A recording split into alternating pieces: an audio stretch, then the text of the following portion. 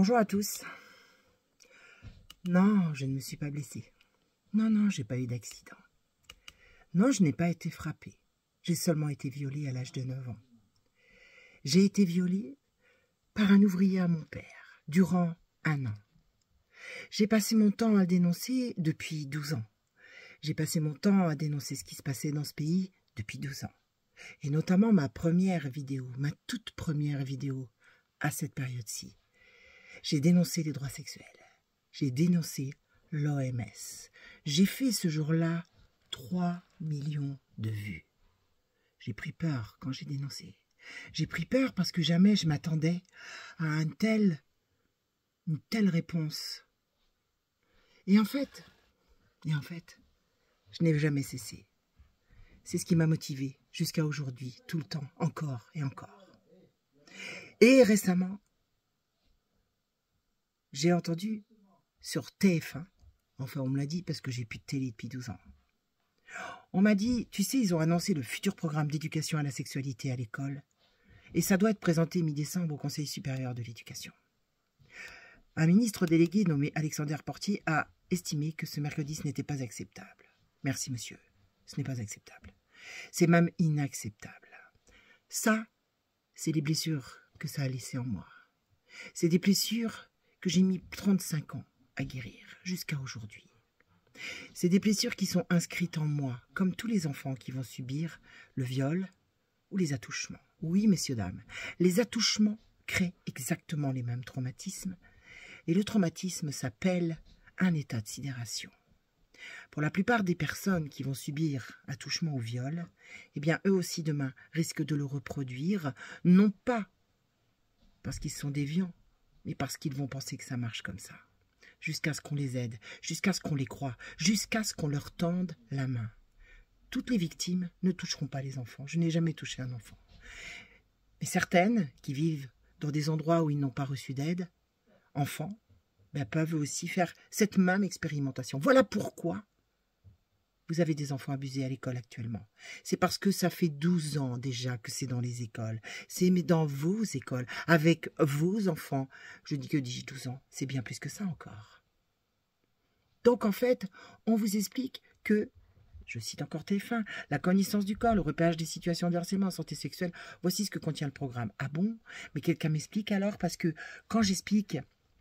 Quand certains parents viennent me voir en me disant « Oui, mais mon enfant, il a été harcelé », on lui dit « Ah, mais il faut que votre enfant apprenne à se défendre. » À quoi ça sert de repérer les situations?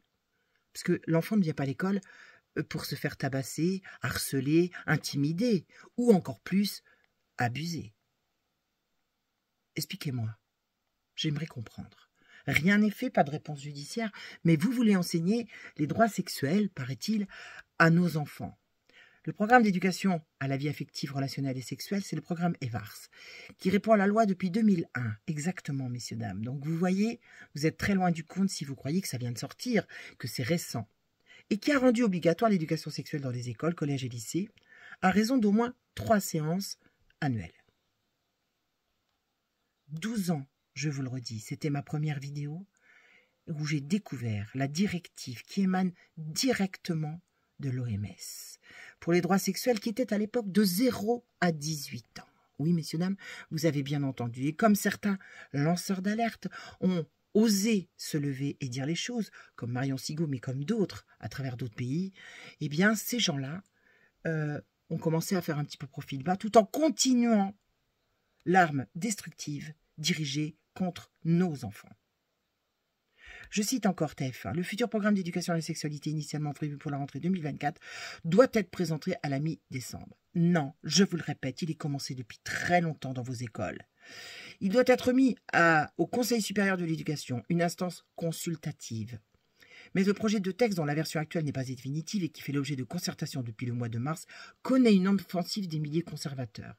Oui, parce que nous serions des milieux conservateurs. Alors moi, qu'on vienne pas me dire ça. Je suis une ancienne victime. D'accord?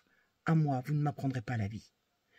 Lors des questions au gouvernement au Sénat, le ministre a estimé que ce programme en l'état n'était pas acceptable et doit être revu.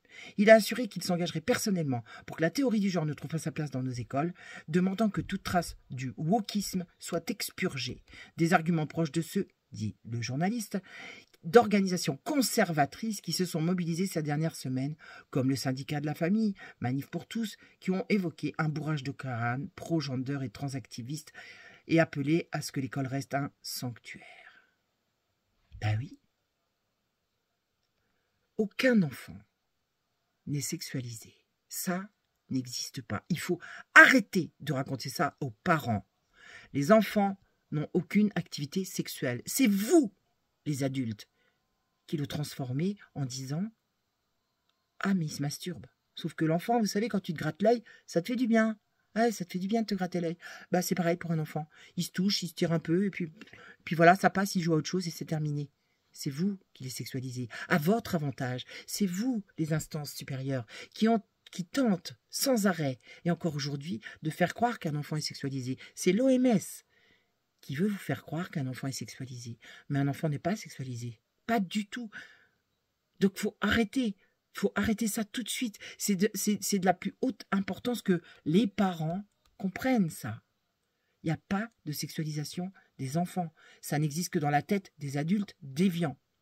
Ce premier programme, donc, d'éducation à la vie affective, relationnelle et sexuelle, EVARS, qui répondait à cette loi, dans les écoles et les collèges, a raison d'au moins 3 séances annuelles.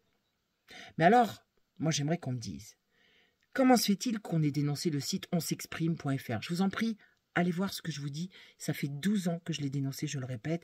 Marion Sigou, Ariane Bilran et d'autres avec moi. On y trouve l'info sur le plaisir, Santé publique France, l'éducation à la sexualité, YouTube, vos enfants, toujours, onsexprime.fr.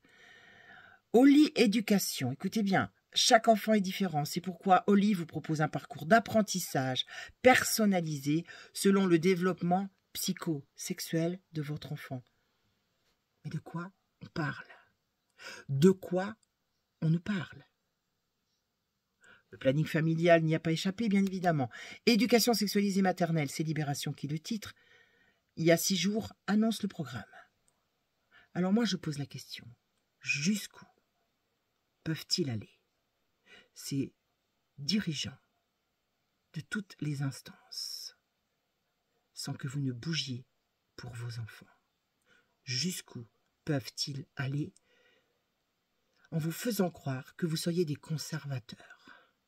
Parce que, expliquez-moi quelque chose, Monsieur Barnier, j'espère que vous entendrez cette vidéo, j'en doute fort. Mais expliquez-moi quelque chose. Imaginons que je veuille apprendre à des enfants qu'on ne frappe pas. Donc pour ce faire, tous les jours, je vais les frapper. En disant, c'est pas bien, il ne faut surtout pas le faire, hein, il ne faut pas frapper. Obtiendriez-vous le résultat que cet enfant ne frappe jamais personne? Ou au contraire, le metteriez-vous très très en colère? Vous vous posez la question? Je vais vous donner la réponse. Non, il reproduira. Parce que c'est pas ce qu'on dit qui compte. C'est ce que l'on est et ce que l'on montre.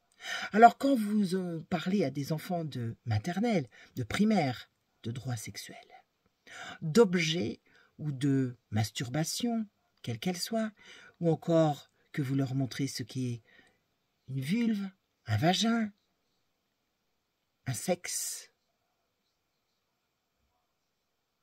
vous croyez sérieusement que vous leur enseignez quelque chose, ou est-ce que vous leur donnez envie d'aller beaucoup plus loin et de se croire absolument tout permis? Ou est-ce que vous leur donnez envie d'expérimenter sur les autres, comme les coups dont je vous parlais? Ça marche pareil.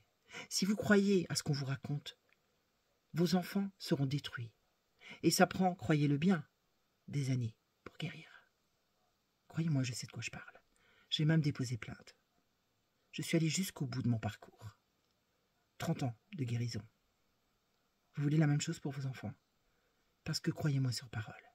J'en ai tous les jours. Je suis thérapeute. J'en ai tous les jours, de tous âges confondus. Tous âges confondus. J'ai des gens qui ont plus de 60 ans, qui n'ont jamais guéri, jamais vu quelqu'un, qui n'ont jamais parlé. C'est énorme le chiffre en France. Vous voulez l'aggraver, vous voulez continuer ça? Cette violence sexuelle, on vous raconte n'importe quoi.